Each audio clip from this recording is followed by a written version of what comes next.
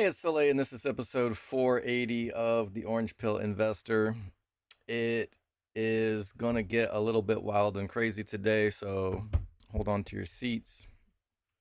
Um,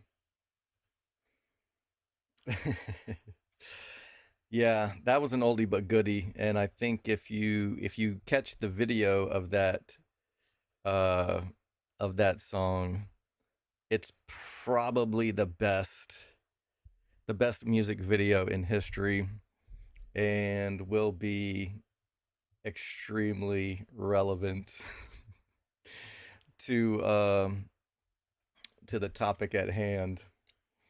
And so let's just set this up for a second. I'm kind of only half kidding about the title. So imagine that the fiat system has been controlling the world for thousands of years. You've got elites lauding power over the um, over the normies, I guess, and they got their little secret societies, and they've got some peculiar little rituals that they like to do, and um, you know, maybe a little maybe a little human sacrifice here and there. Uh, maybe ritually sacrificing your defeated enemies, things like that. Um, what would they do if Bitcoin was invented and all of a sudden their wealth extraction system, their rent seeking was no longer going to be possible? Are they just going to be like, "Oh well, you solved the Byzantine generals problem. I guess you got me. I guess we'll all just play fair now. We'll all just stack sats and be on equal footing forever." Um, that ain't how it works. And so, let's exclude religion for a second, right? Because depending on what your religion is, and I'm not religious myself, but other than whatever your particular religion is, and your you know most favorite prophet from that religion, besides that, which I would assume you would say is probably the best thing that ever happened to the world, besides religion delivering man from evil, Bitcoin is like the best thing that's ever happened to human civilization, just from a technological perspective. There's a lot of unintended consequences of some of our technological breakthroughs, but freedom money for all of humankind forever is pretty cool. So, what would it take or what would it take, and what would it be worth to the fiat system to destroy it, or if they can't destroy it, co-opt it, and if they can't co-opt it, at least damage it to a level that maybe they can manage to keep a bunch of their power? What would it take to unseat the most good thing that has ever been invented? It would have to be pretty fucking bad. And what's the worst possible thing that you could do? It's human sacrifice. And what is the worst type of human sacrifice? It's human child sacrifice. Um, and so that was a long way of getting around to, I don't think it could possibly be a coincidence that the route that Bitcoin is being attacked is with the possibility of having child sexual assault material, CP, being put on the blockchain in a very explicit way. Not like, oh, it's segmented and you have to extract multiple files from multiple locations and basically put a whole ass jigsaw puzzle back together. Like a whole we're talking about a whole ass fucking detailed picture, or even like MP4s, from what I understand, would become available if Core gets its way. And so it can't be a coincidence that what is becoming possible in a very explicit way is the worst possible thing that can exist. That is what is trying to be made possible to be put on Bitcoin. The greatest gift to humanity can only be destroyed by the greatest evil in humanity. I might be a little crazy, but I also don't think I'm wrong. So just let that rattle around in your fucking skull for a minute and see what you think about it. Let me see. I made some other notes. What else did I want to talk about with this? So game theory in general, right? Game theory says that the easiest way to win is to cheat. And so how do they do this though? If you cheat openly, then other people are just incentivized to cheat and get a bigger group of cheaters on their side. So they have to kind of do this in secret. So it's not really surprising that that Core is like banning people out of the discussions and things like that. But the other thing that's kind of maybe counterintuitive is, well, why would this be so brazenly done? And if, I'm not knowledgeable enough to take you all the way down the demonic forces rabbit hole or whatever. I find some of these conspiracy theory things kind of interesting, but I'm not like super knowledgeable on it. But from what I understand, you operate in secret, but then what you try to accomplish, you can make very brazen. And it's because the more taboo it is, the more powerful the I guess the energy that they try to get from the from the act. Um, a good example would be, why are the Palestinians being brazenly sacrificed?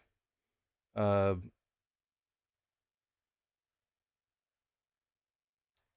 and it's because it's supposed to be shocking. Like it's supposed to generate the most disgust and hatred from the world. Um, and if you're into that sort of thing, maybe even bring on the end of days type shit. So, not saying I believe it, but I believe that there are people who believe it and are like actively trying to make this type of shit happen. So, um, but how do you fight it? Is it just inevitable? And that's the other argument that Core has, is that, okay, spam is inevitable. And even some well-meaning people that have been arguing with me about it, oh, it's inevitable. We can't keep it all off, so we should just give up and try to make it as least injurious as possible. And to a certain extent, I will agree, because from what I understand of cybersecurity, it's kind of a cat and mouse game. Like there's no code that you can write to make things secure. that just it's just like a back and forth game of, okay, now the hackers figure out a hole in the code, and then you figure out what they figured out, and then you patch the hole, you patch the vulnerability, and then it's just back and forth. And that's what proof of work solved, right? So we've got the miners generating enough power to make it hopefully impossible for Bitcoin to be hacked. And that has been successful. But what about the spam threat? If it's true that there's no magic code and they'll just figure out a way around it, then I think the solution is again the same. It's got to be the network itself. And it's not going to be the miners in this case, it's the node runners. It's up to the node runners to monitor their mempools and have hundreds, thousands, maybe millions of nodes, all with eyes on the network protecting it. Because if there's no code solution, then it has to be an us solution. It has to be the people who are invested in the network and want to guarantee its pristine moneyness and its protect its value so that we can actually, bequeath our sats to our kids and grandkids or whatever. So it's got to be up to the nodes to be able to look out for and filter things that could potentially be damaging to the network. And they have to be the ones to decide and figure it out. So it's not censorship. It's safeguarding personal property, because the nodes belong to the node runners. And I guess I'm a property rights maximalist from a libertarian perspective. And I think a lot of the people who are calling not censorship don't have a proper understanding of property rights. So, from first principles, I believe in property rights and freedom of association, right? I am not obligated to bake your cake, to go back to the famous court cases that we had, right? If I want to do business with someone, I do business with them. If I want to relay a transaction, I'll relay the transaction. If I don't want to relay the transaction, I cannot be forced to associate with and on behalf of transactions that I don't agree with. Somebody thought that they were pretty clever, and they got they thought they were, had a fire meme. I could probably try to find it, but it's the one where it's the Simpsons one where the bartender is trying to throw, was it Barney? Anyway, trying to throw the drunk guy out, and the bartender's supposed to be Knots, and then the drunk ends up right back in the bar anyway, and it's like, haha, see, filters don't work. But of course, these motherfuckers need to learn to meme, because the accurate way would be, yes, the damn drunk, gets validated and he's on the blockchain, but that's not what filters are. Filters are like, okay, I throw the drunk out of my bar, and then I call him an Uber and send him to the bar next door. That would be a dick move, right? Just because you can't keep this asshole out of your bar doesn't mean that you should send him over to your neighbors and make them suffer along with you. So anyway, people think that they're clever when they come up with the stuff, and it was kind of funny, but it misses the point.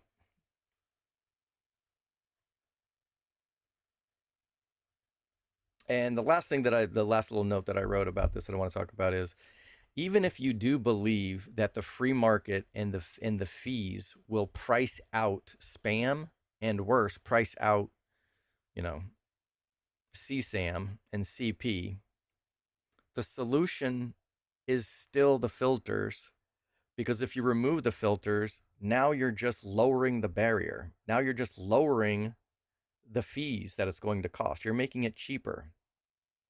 So you can't say, "Oh, the solution is higher fees," and then you're removing the filters, which is what causes the mining companies to charge the higher fee anyway, because they might get a stale block. Of course, you're going to have to charge a higher fee if you might miss out on 300 grand worth of Bitcoin for this stupid fucking JPEG. But if you remove the filter, now they don't have the threat of the stale block. So that just makes spam cheaper. So even if you are like a true free market maximalist and you're like, oh, let the market decide, you still have to allow the filters to create an accurate uh, path for price discovery, because true price discovery should include the threat of the stale block. If you remove that threat, now you're just incentivizing cheaper spam. So I think that's the last thing that I have to say about that. All of the accusations coming from the core side are actually the confession. They call it censorship, but really it's core trying to censor the nodes. And they say, oh, it's free market and the price will decide. But then they're introducing barriers to true price discovery. So um, it's just a complete misunderstanding, I think, of libertarian principles. And so you've got a number of different ways that you can come at this drama. It can be from a completely first principles logical discussion, which is what I think I'm laying out here, and it's what I talked about yesterday. Pascal's wager says that you should run knots, not core. The principle of first do no harm says you should run knots, not core. And then if you just want to throw logic and first principles and property rights out the fucking window and go with demonic possession and human sacrifice, then you should still be running knots and not core. So if that's not what you were expecting on Roll Friday, what can I say? I hope it was as fun for you as it was for me. Even if no one else is entertained, I sure as hell am. So let's get on with it. What's up, Alaric? What's up, Buffalo? Alrighty, with that, let's see if there's any trades to make.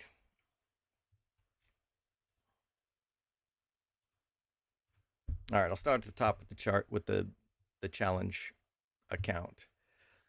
All of the fairly aggressive weekly covered calls that I made were winners, unfortunately, because that means the rest of my portfolio was a loser. But let's close these bad boys. And I kind of feel like I can risk one more week. It would be nice if this little, hopefully we're bottoming out and we're about to make a run. But what's Bitcoin look like? Yeah, I don't know. Bitcoin could be ready to do something. Or we could see 100K again. I don't really know. But in this account, I've been pretty aggressive with my long positions. So I don't really mind collecting a good amount of weekly premium. So I'm just going to go ahead and sell the 350. It's a nice round number. Not quite 1% on each of the positions. Close, but no cigar. I could sell the 347.50 if I was really that concerned about it.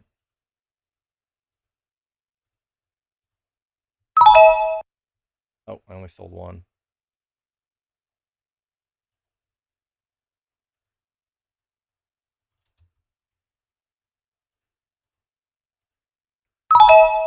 All right, there we go. Now let's check my net theta. This is still running negative. Like even being very aggressive with these, I'm not collecting enough daily theta to even turn this positive.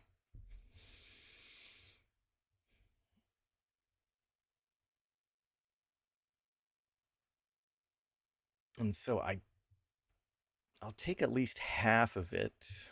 So 800 bucks.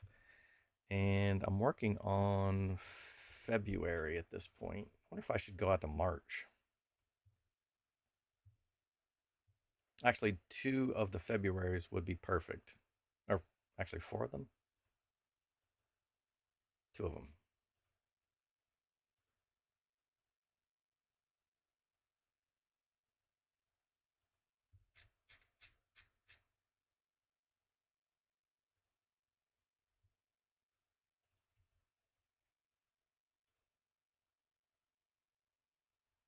Wait, I thought they were only...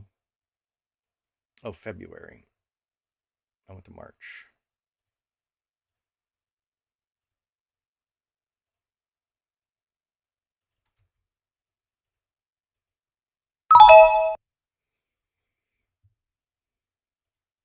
All right, and then the other 900 in cash, I think I'll just leave as cash.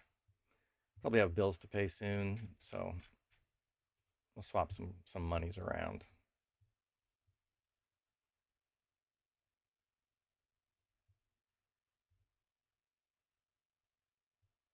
Yeah, I'm cool with that.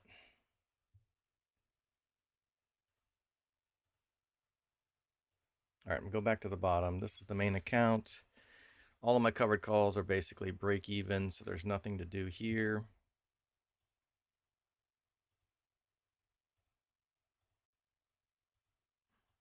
Still using quite a bit of margin, which I'm kind of okay with.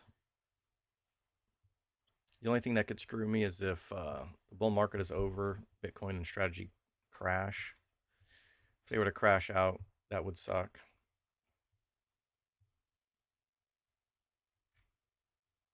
But yeah, nothing else to do here.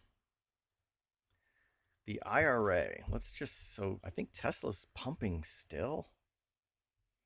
Yep. So let me dump some of my leverage. Should I do one or both?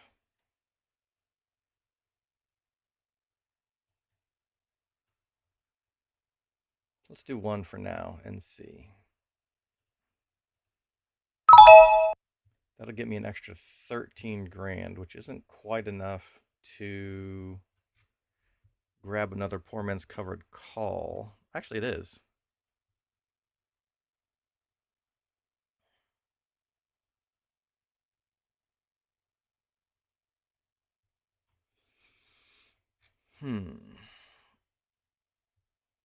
So if I do both,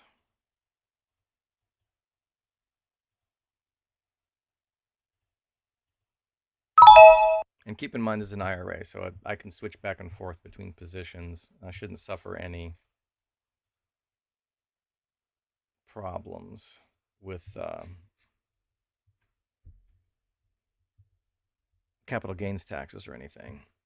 But now if I switch back over to strategy, I can add 2 more poor man's covered calls here. Let's do, what do I have? I have the March 250s. And then I'll sell the expected move.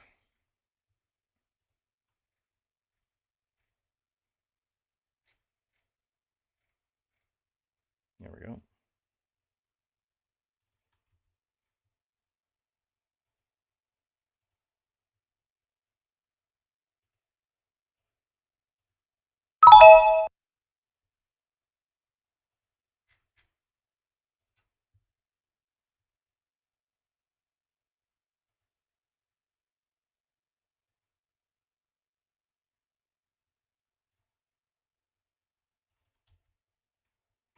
Actually, I have the 380s, so I might as well just do them all three at the same.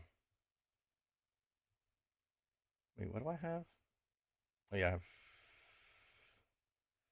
I have shares too. Okay.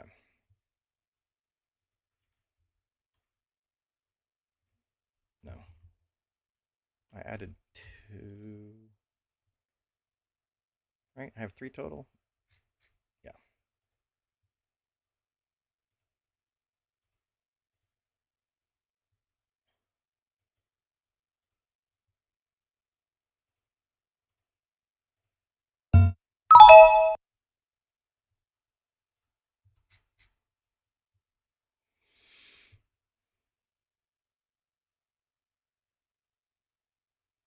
All right.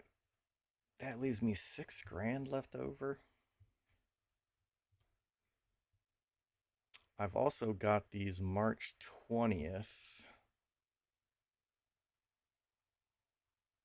189 days left. If I sell all 6, I could probably afford one more poor man's covered call.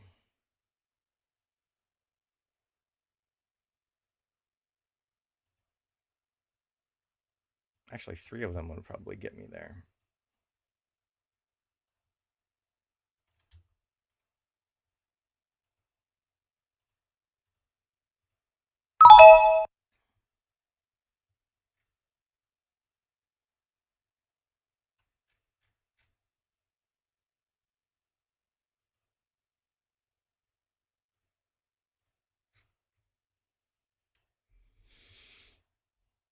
Yeah.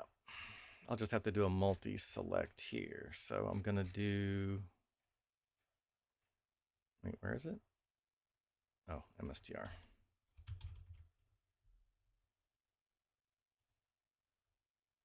One more. And then...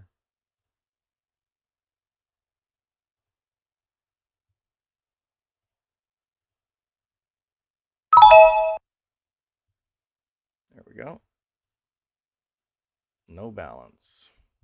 All right, so I took some profits in Tesla. So thanks, Tesla, you did your job. And that allowed me to buy the dip on strategy. I'm kind of wishing I had done this with all of my accounts, not just my tax-free one. Kind of tempted, like, I've still got, I could take double profits. Eh.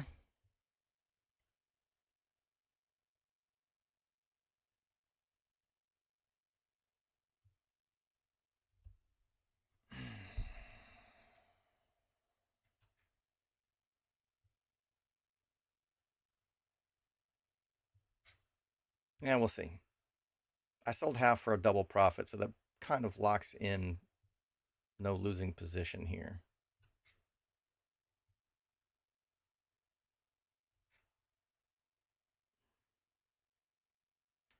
All right, not ready to roll.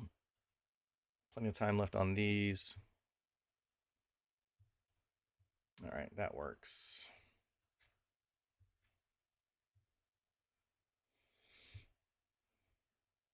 All right, the spending account. This one's probably the most aggressive. Don't have any shares here. Not ready to roll. What did I even sell these against?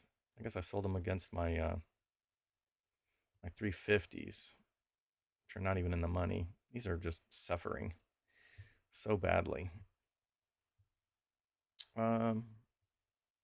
Only got about 8 days left for something to happen with these. Otherwise, I'll be rolling them out to March. December, January, February, March, yeah. So I will be cutting my losses on the December 1080s. Unfortunately.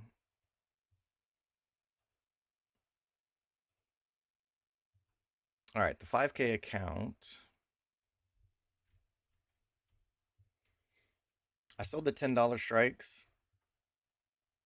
So these are going to get called away. I will just let that happen. I could try to roll them to like the 1050 or something so that my shares don't get called away, but I'd have to do that for a debit. So I'm just going to let the wheel do what the wheel does. And I will have $3,000 of buying power on Monday. So that'll be fine. This one is new. So my brother-in-law and I traded this one.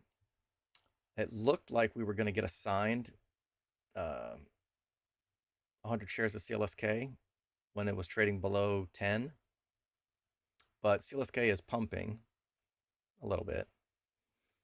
So that's kind of nice to see. And we ended up being able to roll this.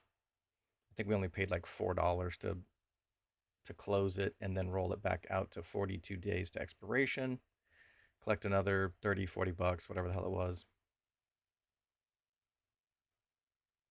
Riot we had already rolled out. Everything else is already out to the 24th.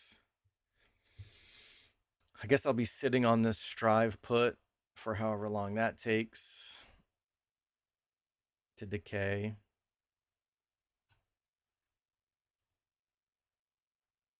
I've got $400 worth of buying power right now. I'm tempted to dollar cost average into a couple of more of these things. Just kind of making a directional bet that strategy will be over 500 by January. All right, they want me to pay a little bit more for that. 0.689.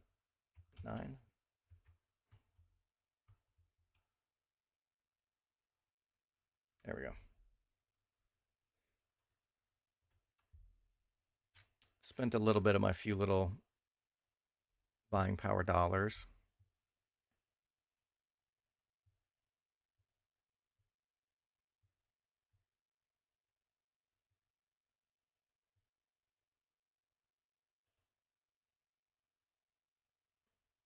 Tesla in this account too. So I could sell one of these to pay for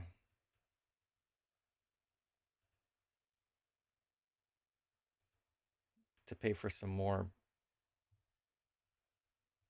strategy positions. Let's at least sell one. I know it's only like a 20% profit, but whatever. They don't all have to be home runs.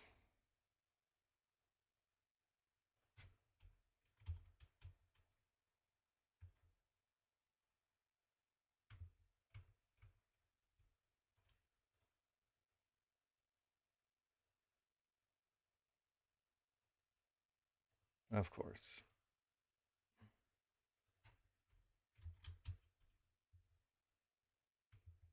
Oh my God.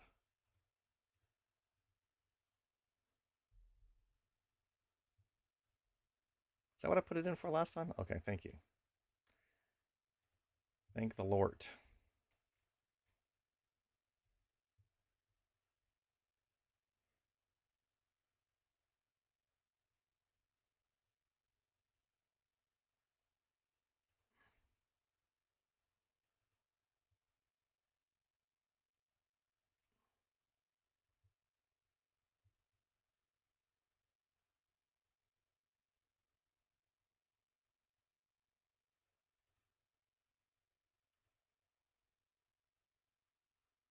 Might as well spend that Tesla money. I'll buy 2 more.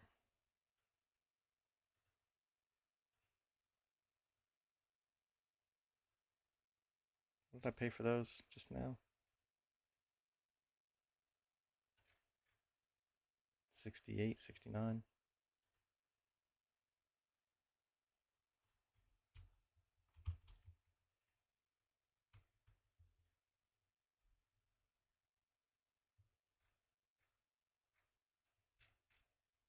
All right, now they don't want me to fill. All right, got stuff to do.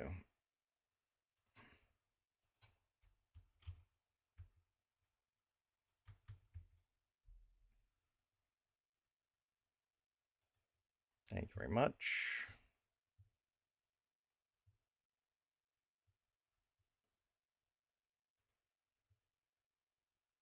All right, that should be everything for today.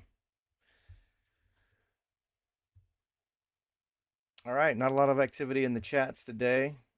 Hopefully, you're not